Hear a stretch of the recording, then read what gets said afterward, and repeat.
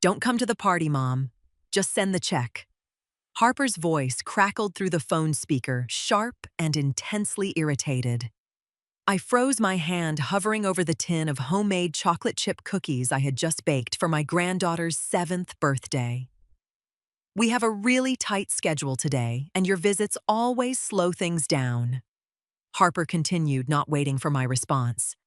Mia knows you love her. Just mail the gift envelope. It's easier for my flow. I didn't argue. I didn't beg to see my only granddaughter, nor did I cry. I simply breathed in the warm scent of vanilla in my kitchen, staring out the window at the quiet street. All right, Harper, I replied, my voice perfectly steady. I'll send the envelope. I pressed the end button on my phone. There were no tears, only a cold, hard clarity settling into my chest. For 3 years since my husband passed away, I had been the silent ATM for Harper's pristine, Instagram-perfect life. I quietly transferred $1,500 on the first of every month to cover her luxury SUV lease, all while being treated like an embarrassing, out-of-date secret. I picked up the cookie tin and walked out my back door to hand them to my neighbor, Mrs. Gable, who beamed with genuine gratitude. Returning to my quiet house, I walked straight to my mahogany desk. Harper wanted an envelope. She wanted the check. I pulled out a crisp white envelope and my favorite fountain pen. I was going to send her exactly what she asked for, but the contents would permanently alter the landscape of our relationship. I wasn't going to be a convenient bank account anymore. I was going to give my daughter a reality check she desperately needed. I sat down and began to write. I stared at the blank stationery, the gold edges catching the afternoon light. Harper expected a piece of paper with my signature and a string of zeros to deposit via her mobile app. Instead, she was going to get a choice. I picked up my pen, the nib scratching smoothly across the thick paper. Harper, you asked me not to come, and I respect your boundaries. Now I am setting mine. The $1,500 monthly transfer to your account has been permanently canceled. Enclosed is a fully paid receipt for Mia's summer art camp, paid directly to the facility. I will gladly fund my granddaughter's education and experiences directly. I will no longer fund your lifestyle. The choice is yours. You can bring Mia to camp and maintain a relationship with me, or you can choose to walk away. I will not chase you. I folded the letter precisely. Next, I slipped in the official receipt from the Maplewood Arts Center. I didn't include a single dollar bill or a blank check. I sealed the envelope, pressing the adhesive down firmly. For years, I had believed that keeping the peace meant keeping my wallet open. I thought my financial support would eventually earn me a seat at their dinner table, a casual Sunday visit, or just a sliver of genuine affection. I was wrong. It only bought their entitlement. I grabbed my car keys and drove straight to the post office. Dropping that white rectangle into the blue collection box felt like exhaling a breath I had been holding for 3 years. The metal drawer clanged shut, echoing in the quiet street. I walked back to my car with my spine straight. I didn't know how Harper would react, and for the first time in a long time, I didn't care. I was taking my power back one quiet step at a time. The real storm wouldn't hit today. It would hit on the first of the month, and I was more than ready for it. The first of the month arrived with a gentle morning breeze and the smell of fresh rain on the pavement. Usually, this was the day my checking account dipped automatically, a silent sacrifice to Harper's inflated mortgage and leased cars. Today, my balance remained completely untouched. I sat on my porch, sipping a cup of Earl Grey tea, watching a pair of robins hop across my front lawn. I felt a profound sense of peace. I had logged into my banking portal 3 days prior and clicked Cancel Recurring Transfer. It was that simple. I hadn't heard from Harper since the birthday party phone call. She clearly hadn't opened the mail yet. Knowing her, she tossed the envelope onto her entryway table, assuming the check inside was safe, until she needed to scan it into her banking app to cover her bills. My phone vibrated on the glass patio table. The screen flashed Harper's name.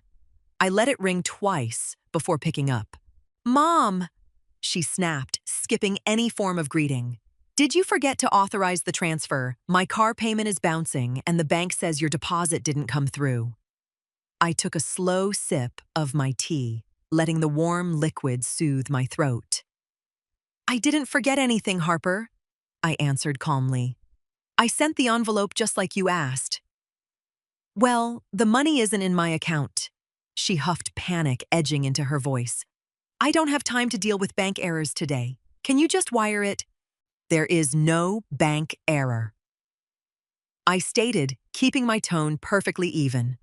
"Open the envelope, Harper. I sent it last week. It should be right there in your house." Silence stretched over the line.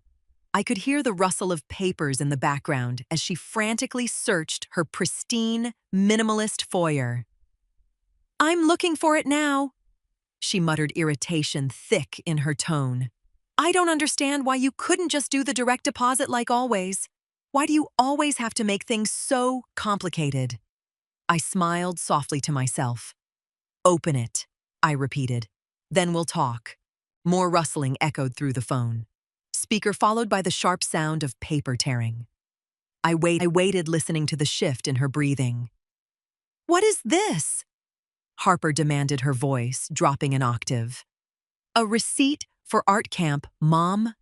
I didn't ask for this. I need the cash for the SUV. And what is this letter?" I remained silent, letting her read my handwritten words.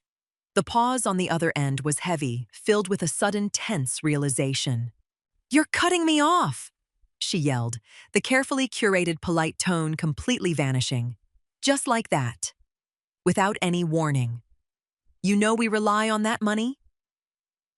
"I didn't cut you off from my love or from my help with Mia," I corrected gently, refusing to match her volume. "I cut off the automatic funding of a lifestyle I am not allowed to be a part of. You made it clear my physical presence was an inconvenience. I am simply adjusting my financial presence to match."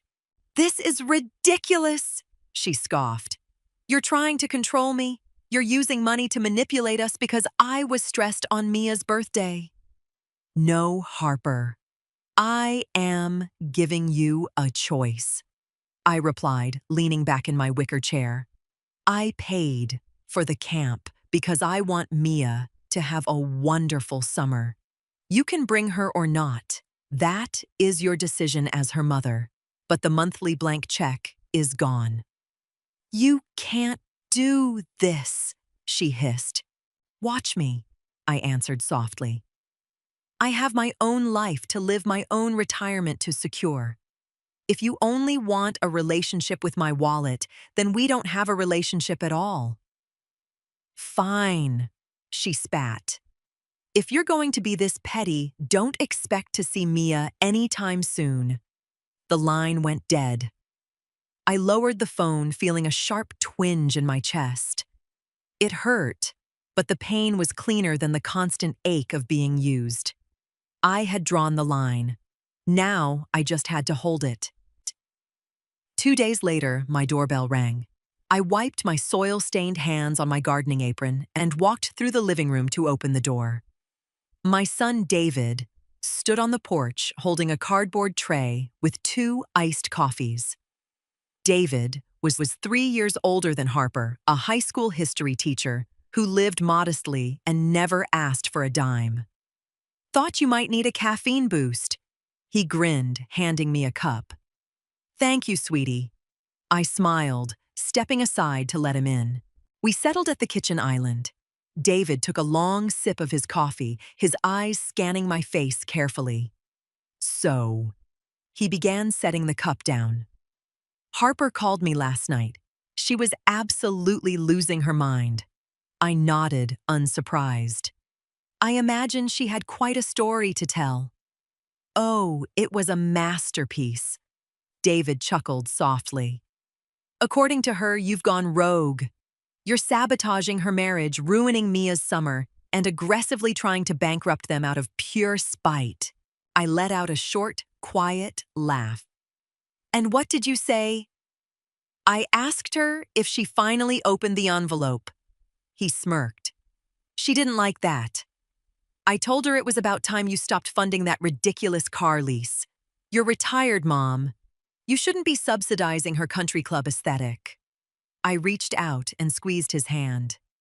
"I appreciate that, David. I really do. It wasn't an easy decision. It was the right one." He affirmed, his tone turning serious. "She's been treating you like the hired help who pays her for the privilege. You deserve better." We both know Liam doesn't make enough to cover their overhead, and Harper refuses to budget. They need a reality check, not a bank check. I looked down at my iced coffee, the condensation pooling on the granite counter. I wasn't trying to punish Harper. I just wanted off the treadmill of unappreciated giving. "She threatened to keep Mia away from me," I murmured. David shook his head. "She's bluffing. She uses Mia as a bargaining chip because it's the only one she has. Don't fold, Mom. If you fold now, she'll never respect you." Friday evening brought an unexpected knock at my front door. It wasn't the polite, rhythmic tap of a neighbor. It was a sharp, demanding series of raps. I glanced through the peephole. Harper stood on my porch, arms crossed tight against her chest, her designer handbag slung over her shoulder. I unlocked the deadbolt and opened the door just enough to stand in the frame, physically blocking the entrance. "Harper," I greeted, keeping my voice neutral. She tried to step forward, expecting me to automatically yield the doorway, but I held my ground. "Are we going to talk about this, or are you just going to freeze me out?" she demanded, glaring at me. "I'm not freezing you out. You are standing on my porch," I pointed out. "But if you're here to ask for the $1,500, the answer is still no." Her jaw tightened. Liam is furious. We had to pull from our emergency savings to cover the car and the landscaping. "You can't just pull the rug out from under us." "It's my rug, Harper," I stated simply. "And you told me not to come to my own granddaughter's birthday party because my presence slows things down. If I am not welcome in your home, my money isn't going to live there either." "That's not fair. I was stressed I was hosting 30 people," she defended, her voice rising. "And your solution was to banish me and demand a check." I countered, locking eyes with her. "I am your mother, not an ATM. I love you, but I will not allow you to treat me as an inconvenience." "So that's it." She sneered, her face flushing with anger. "You're choosing pride over your own family." "I am choosing self-respect," I corrected. "The art camp is paid for. The rest is up to you." She stared at me, searching for a crack in my resolve. When she found none, she spun on her heel and marched back to her car. I closed the door quietly, feeling the solid wood click into place. The following weeks were completely quiet. My phone didn't ring with Harper's usual demands, and I didn't reach out to check on her.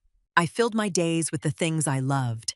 I volunteered at the local library, tended to my rose bushes, and had weekly dinners with David. I refused to sit by the phone waiting for a daughter who only called when she needed a deposit. Yet the silence was heavy. I missed Mia desperately. I missed her bright laugh and the way she would run to me with her messy crayon drawings. Harper was making good on her threat, keeping my granddaughter away to punish me. But David's words echoed in my mind constantly. "Don't fold." If I apologized now, if I sent that money just to buy an hour with Mia, I would be teaching Harper that her cruelty worked. I would be signing up for a lifetime of conditional love. I focused on my budget instead. Without the massive monthly drain, my finances looked incredibly healthy. I booked a weekend trip to a coastal town I hadn't visited since my husband was alive. I bought a new set of quality gardening tools. I was finally investing the energy and resources back into my own life. One Tuesday afternoon, I was at the grocery store inspecting avocados when a familiar voice called out, "Uma." I turned to see Liam Harper's husband standing near the citrus display. He looked tired, his shoulders slumped slightly in his casual work clothes. "Hello, Liam." I smiled, politely bracing myself for an argument. But Liam didn't look angry. He looked defeated. "How are you doing?" he asked, shifting his shopping basket. "I'm doing well, thank you," I replied. He nodded, glancing around awkwardly. "Listen, Uma, about the money." I held up a hand. "Liam, my decision is final. I'm not discussing my finances in the produce aisle." "No, I know," he sighed. "I'm not here to ask for it. I wanted to say, I understand." I paused, my hand resting on an avocado. That was the absolute last thing I expected him to say. Liam ran a hand through his thinning hair. "Harper is furious, obviously. But to be honest, we needed this. We've been living way beyond our means for years, treating your help like it was our own salary." I studied his face. There was no manipulation in his eyes, just exhaustion. "I never minded helping," I said quietly. "But I became a transaction. And I won't be treated like a ghost who pays rent in a house she isn't allowed to visit." Liam winced. "I know. Harper was out of line on Mia's birthday. I told her so. She's obsessed with keeping up appearances with those neighborhood moms. When the money stopped, the reality hit hard." "How is she handling it?" I asked, keeping my tone carefully neutral. "She had to return a bunch of clothes." Liam admitted, a faint wry smile touching his lips. "And she actually sat down with a calculator last night. It was ugly, but we're finally looking at what we can actually afford." I nodded, feeling a small knot of tension loosen in my chest. "And Mia, she misses you," Liam answered immediately. "She keeps asking when you're going to come over and bake cookies." "I miss her too," I admitted, my voice softening. Liam looked down at his basket, then back up at me with quiet resolve. "The art camp starts next Monday. Harper is still too stubborn to talk to you, but I'm not. I'll be dropping Mia off at the Maplewood Center on my way to work." My heart leaped, but I kept my composure. "The camp runs from 9 to noon, I noted. "I usually volunteer in the ceramics studio on Monday mornings." Liam smiled, a genuine warm expression. "Then I guess Mia will have a great time in ceramics. See you Monday, Uma." He walked away, leaving me standing by the fruit bins with a profound sense of victory. I hadn't argued. I hadn't begged. I had just set a boundary, and the truth had done the rest of the work. Monday morning arrived bright and crisp. I arrived at the Maplewood Arts Center early, tying a thick canvas apron over my blouse. The smell of wet clay and tempera paint filled the large sunlit studio. I busied myself arranging supplies, my pulse a little faster than usual. At exactly 8:45, the heavy wooden doors swung open. Liam walked in holding Mia's small hand. She was wearing a brightly colored smock and carrying a yellow lunchbox. The moment her eyes scanned the room and landed on me, her face lit up like a sunrise. "Grandma!" she squealed, dropping Liam's hand and sprinting across the floor.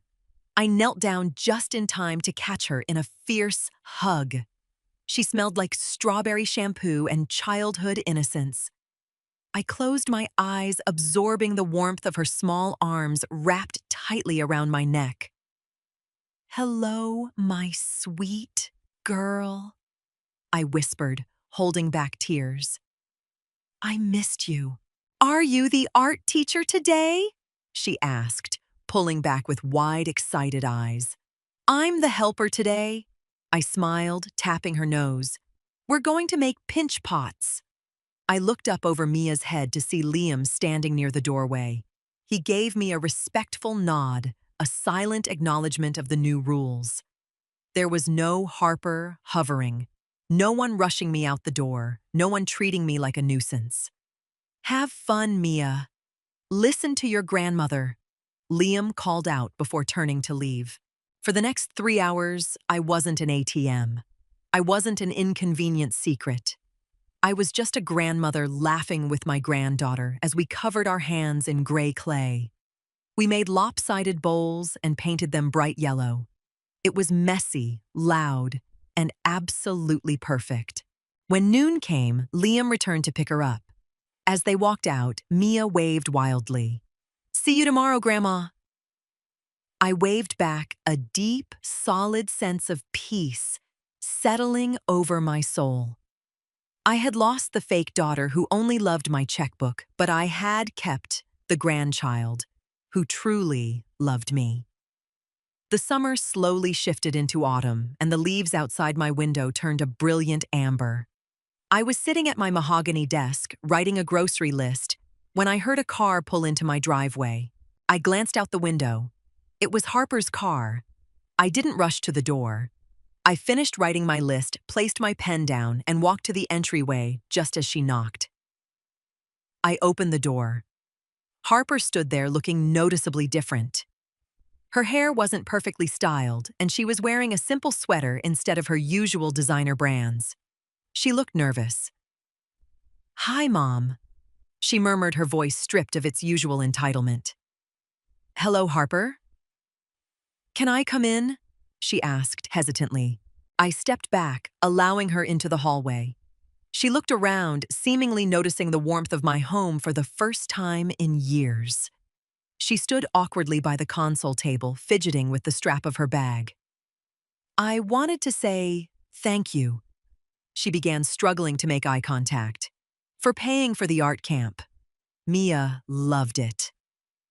"You're welcome," I replied, simply letting her guide the conversation. "And I'm sorry," she forced the words out, looking down at her shoes.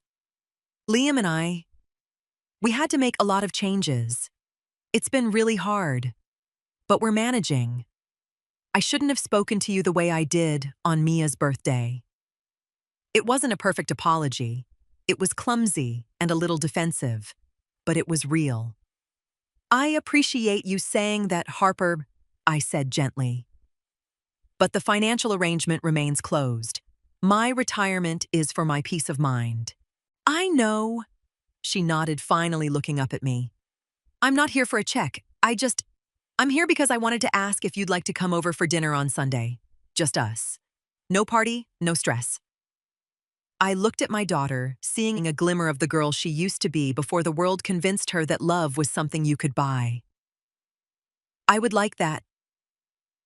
I smiled. I hadn't bought my daughter's respect. I had demanded it. And in doing so, I had finally gotten my family back.